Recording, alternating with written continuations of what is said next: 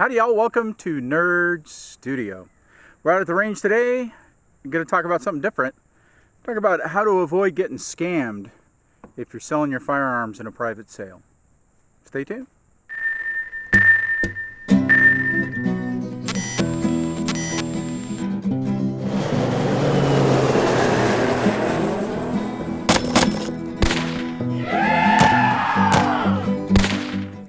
Before we get into this topic, first of all, let me say I am not a lawyer. Now, you've heard me say I'm not a gun expert. I'm also not a lawyer. I am a computer nerd, not lawyer. Okay, we got that.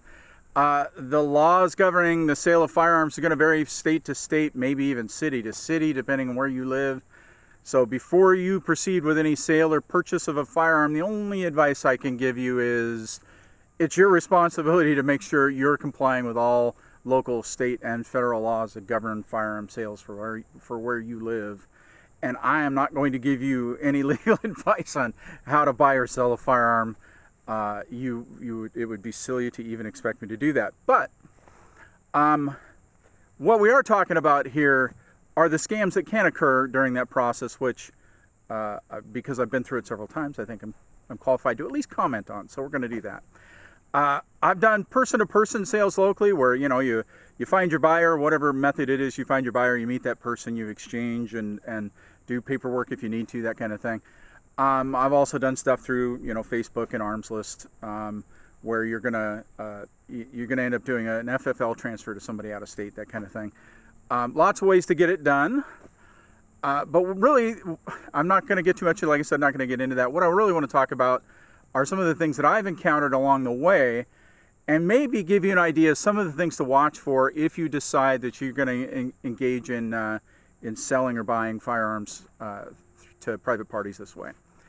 I think it's more common these days with the internet. There's lots of scams and things to look for out there. And so some of these lessons might actually, well, in fact, I guarantee they're going to spill over into other things than firearms. I think any transaction involving money on the internet is probably going to have some similar scams to them. There's two basic things that I've encountered. The first is an obvious prohibited person wanting me to sell them a gun. And then you've got outright scammers who are usually running a confidence scheme to extract money out of the transaction in some way. And there's several versions of those, but I'm going to take two stories and just sort of recount them and tell you what I looked for along the way to give you an idea. So let's start with, let's talk about an obvious prohibited person asking me to sell them a gun. This has occurred a couple of times, but the most recent, I had a rifle listed for sale on Armslist, and had a buyer contact me, and we entered into negotiations, and everything seemed to be pretty typical. We traded emails. I came down about $50 in price, pretty typical to knock a few dollars off. And then we started talking about filling out a bill of sale, which is something I highly recommend. Do some paperwork and exchange IDs, and we'll get more into that in a second. And we started talking about where we're going to meet, and then I started looking at his information. Now, again, I'm not a lawyer, but I will say that I take my responsibility to not sell to a prohibited person pretty seriously. I think if you're prohibited from owning a firearm, you should not own them. And as such, I tend to watch these transactions really closely from start to finish for anything hinky along the way. And I always ask to see a concealed carry permit and identification from the buyer before I complete a sale. And in fact, I take photos with my camera, with my phone, of their documents, and I store those in the cloud, so I don't have to maintain them on a computer in my house. I put them up in the cloud, and they're there forever. I know everyone who's ever bought a firearm for me, and I've got their identification, and can provide that and at any time. So with this individual, as we began to trade information, I noticed that the name for this person, the name he was giving me for the bill of sale, wasn't matching the email account he was using, and that sort of made me scratch my head. And so I had at this time his full name, his date of birth, and his home address, because we're doing a bill of sale, and you capture all that information for the bill of sale. So I went, well, what the heck? I'm going to do a quick Google query on this guy to see if anything turns up. Sure enough, the first record is a return from a company called Atlas Public Records. Now, I don't know much about this organization. I can't really speak in depth about what they do, but just from this one experience, apparently they index and display circuit court records from around the country and provide them essentially for free on the internet. I don't know how they make money on this, but they do this. And that first entry that appeared was an indictment for heroin trafficking for the person exactly matching the purchaser that I was engaged with. So, at this point, I put on the brakes. I sent this guy an email and said, look, something didn't add up. Your name didn't match your email address. And I'd be happy to continue on with the sale because this is, something I found on the internet. But if we're going to do it, then we should meet at my local gun store and we'll do an FFL transfer of that item to you so that there is a background check performed.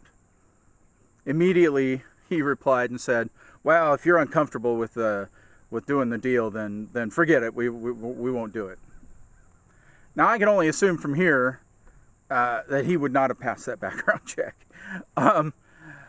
I've had a couple of transactions that were varying on this theme, and I always just they've always terminated because things just didn't add up. The offer to continue the deal by doing a transfer through an FFL has always worked to tip their hand. It's I think a great piece of advice and a great way to just sort of nip it in the bud. All right, next let's talk about what I think of as the more typical confidence scheme. You got an actual con man. And now this isn't actually unique to firearms sales, but it is becoming more and more common on sites like Armslist and stuff like that. So it's something definitely to look out for when you're doing firearms related transactions. So let me tell you my story. I recently listed a pistol for sale on Armslist and was contacted by a potential buyer. And he explained that he was out of state, but would be willing to send a certified check and would agree to pay for the shipping. He also said that he would put a little extra in there if I would pull the listing down. Something to think about. Now, it's not uncommon. I've done this kind of transaction before. You get an FFL on both sides, and the FFLs ensure that the paperwork's done and the person on the other end isn't prohibited. And as long as you get paid, you make sure you've got the money. For me, that's legal for me to do. What's legal for you to do, I can't comment on, but for me, that's legal to proceed with the sale that way. Now, let me first of all say that Armslist actually includes a blurb on their site and their FAQ that says, don't do this. So I didn't actually go up and read their FAQ until afterward just to see what they had for a policy, and they explicitly say, if somebody offers to send you a certified check, just say no. So they're obviously aware that this is happening out there, and they're doing their best to help you understand that. Anyway, so along the way here, there were several things that gave me pause, but again, because there was an FFL on both sides, as long as I made sure I got paid, I continued down the road until I got to a point where I couldn't continue anymore. All right.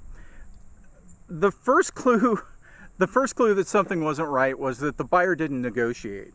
He took my price as given. Now, I have never had a real buyer who didn't try and get me to knock a few dollars off at least. It's pretty typical to do some negotiating. You haggle a little bit. It's part of the process. I hate it.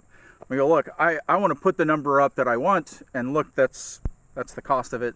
Haggling to me is not any fun. I don't enjoy the process, but that's another story. Anyway,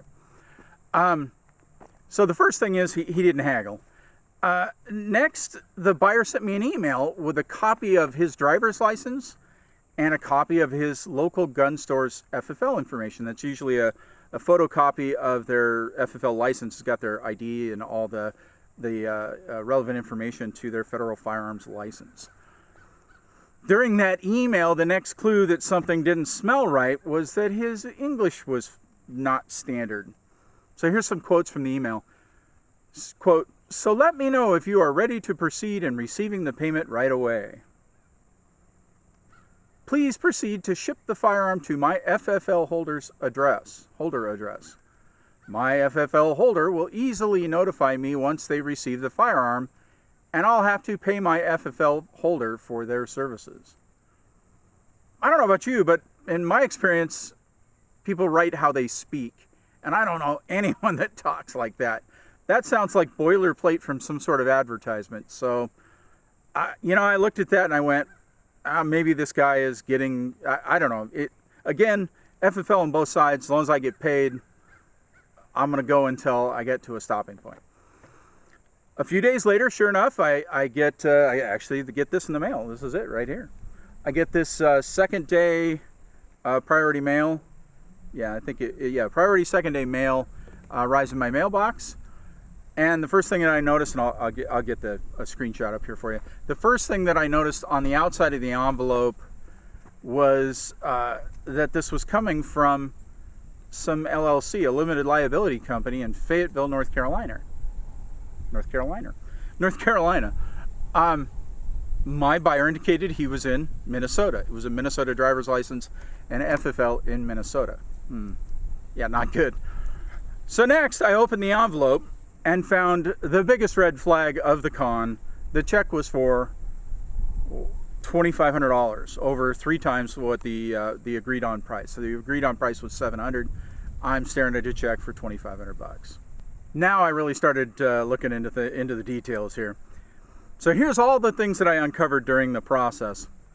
So the strange English in the email, he didn't haggle the price. The name on the envelope didn't match the name of the buyer. The from address on the envelope was in a completely different city and state than the buyer. The from address didn't actually exist. I started querying Google, and the LLC name that they had listed matched a legal firm in another state.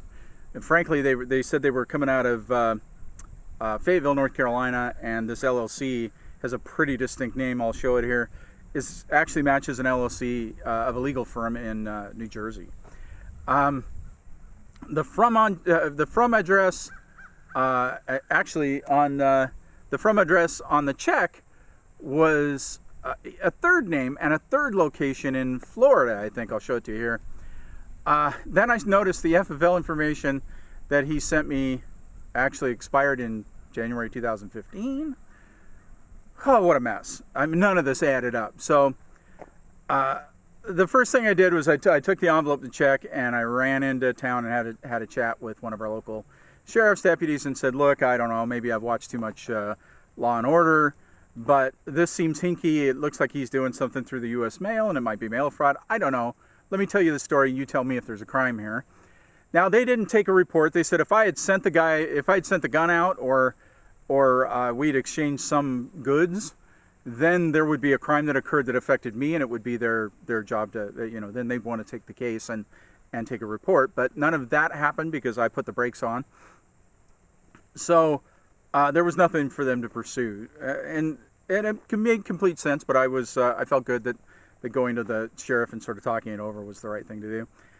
So the next thing, I walked into Rock City Guns, my local gun store. If you watch the channel, you know I know the guys there really well, and just wanted to kick this game around, show them the check, and have a nice laugh. And at that point, Rick, the guy, the owner, said, "Hey, let me call this gun store in Minnesota and see if they're aware of this. Might be a nice professional thing to do." And yeah, I said, "Yeah, go for it." So he calls them up, and boy, they were sure aware of it. Turns out this crook is someone in their area, and their sheriff is actually working on the case. I ended up scanning and sending copies of everything. I had all the emails off to them so that they could look at it, and if they ask, I'll send this envelope off to the sheriff there in Minnesota.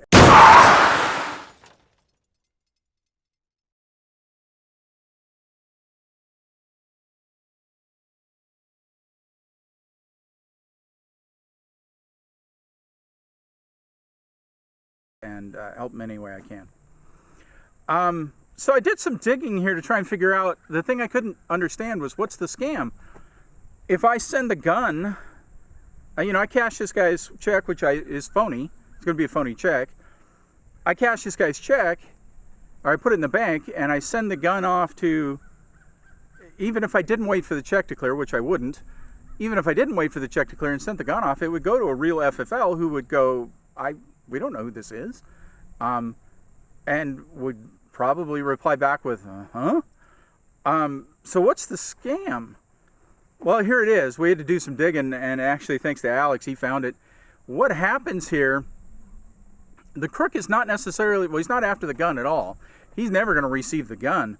what he's going to do, what he's hoping I'll deposit the check, and in that 2 or 3 days it might take for my bank to spot that it's a phony, he's going to come back and say, hey, look, so I sent you extra money to cover the cost or to encourage you to pull the ad down. What I need for you to do now is send me the balance back. And that's the scam. So we agreed on $700. He says, okay, great. So can you send me $1,800 back because I sent you a check for $2,500? And therein lies the scam. Now I'm going to assume, I look at that and went, what? But, you know, and I'm not judging here. Some people get caught by these things. They do. The check looks, and I'll give you a close-up shot of this. The check looks convincing, and you know, if they send 100 of these out, and the balance on each one would be $1,800, and only 10 of them works, that's $18,000. So if only 10% of the people fall for this, you know, they've got a pretty good scam going. So it makes sense, and unfortunately, it occurs. Not everyone sees the warning signs, and they get caught by it. Thankfully, I've done a bunch of internet transactions, and actually, you know, I work in that industry, so the red flags were evident to me. So, pretty sick, huh? Yeah, not good. Over the years, I've seen any number of cons and scams and stuff, not just firearms related. I mean, think of the Nigerian prince that just needs some help moving some money around because they had a coup in his country, and he'll give you $10,000 if you'll just help him move $100,000 around. And it turns out to be a giant scam. That's probably the oldest one I can think of. I remember seeing those emails going around in the 90s. But there are a ton of things out there, different ways that they go after your identity or right after your money or whatever it is. And I think some of the things that I've talked about in this video are applicable to all of those scenarios. The bottom line here, I think if somebody is offering you something for nothing, assume it's a scam. It is not worth getting taken. And to me, it's the sure sign that there's a problem when somebody's giving you more value than you're asking for. They're willing to pay you more money than what you're doing is worth. That's a big red flag, and probably the number one thing. There's no free lunch, folks, and that goes for people say, oh yeah, we're going to give you this free piece of software, I'm going to give you this free plugin, this free screensaver, whatever it is. Rest assured, they have to make money somehow, and in many of those cases, it's because they're stealing something from you. Then they're making their money off of you in some way. So, should you buy and sell your firearms online? Look, I can't answer that for you. What I can say is that if you decide to do so, you got to be cautious. You have to stay vigilant through the whole process, constantly looking at every detail and making sure that nothing smells. Your attention through the process is the best advice I can give you. And if something seems off, you know, before you start into it, ask your local gun store. Hey, look, if I get into an issue here, can you do an FFL transfer to help me through the process? And if you can, what do you charge so that you're prepared? And if anything seems hinky, the easiest thing to do is just suggest to them, hey, let's go down to the gun store and let them do the transfer, and then we're safe on both sides. We know what's going on. They're going to charge a little, like I said, a little bit of a fee, but honestly, it's well worth the peace of mind to know that it went fine. And oftentimes, well, always, if that person shouldn't be buying that firearm, you know, the use of the background check is going to pretty much stop them from showing up, and that'll keep you safe. Now, should you do this online? As far as selling, the one thing I can recommend is consider using a reputable broker. There's several out there, and basically the way that works, they send their money to the broker. So the broker's holding the money for you. You send the firearm off to them. Once they get the firearm, or after a certain date, the broker releases the money to you. So he gets the firearm, he calls the broker and says, yep, I got my product, release the money. They send you a check and they charge you a small fee for that. That's one way of doing it. Should you buy guns online? Look, I do.